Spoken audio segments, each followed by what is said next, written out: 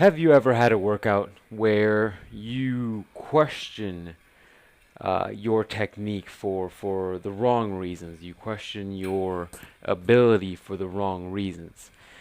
Recently had this is actually in particular on this workout, this max effort uh, leg day, and I'm showing you guys primarily max effort because it's just the most exciting one out of all of them.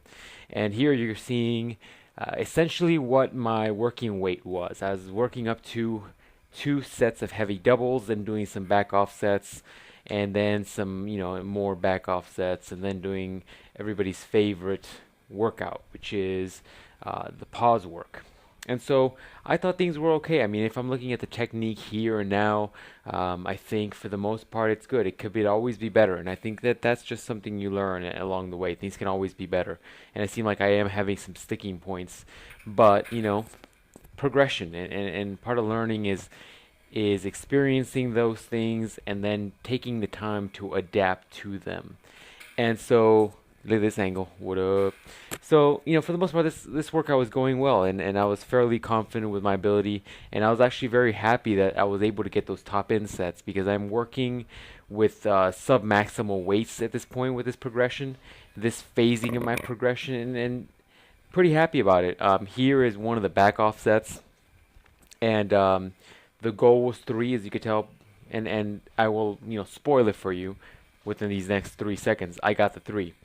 But the biggest thing for me was right after the workout, and you'll notice it here in the video. I'm actually approached by one of the trainers in the gym, and in fact, I believe his title is something like director of training or something like that. And the guy comes and talks to me about my form, and he's like, "Hey, how come do you normally squat bent over like that?" And that's kind of where doubt came in. Look at this. Even the camera got bored.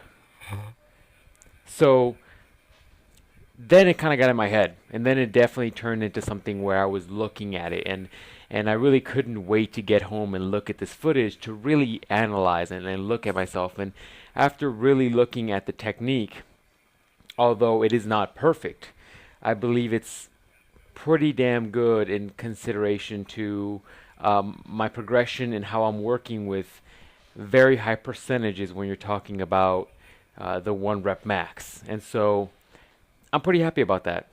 I'm pretty happy about that. So one thing I just kind of stress to everyone is that if you do have the ability to film in the gym, definitely take that opportunity to do so.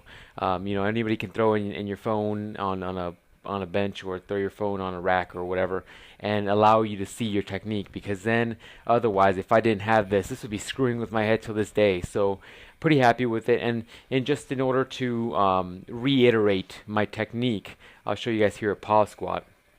And although my working weights probably aren't as clean looking as these pause squats, for the most part I feel like they translate very well, and they're very similar when comparing them one to another.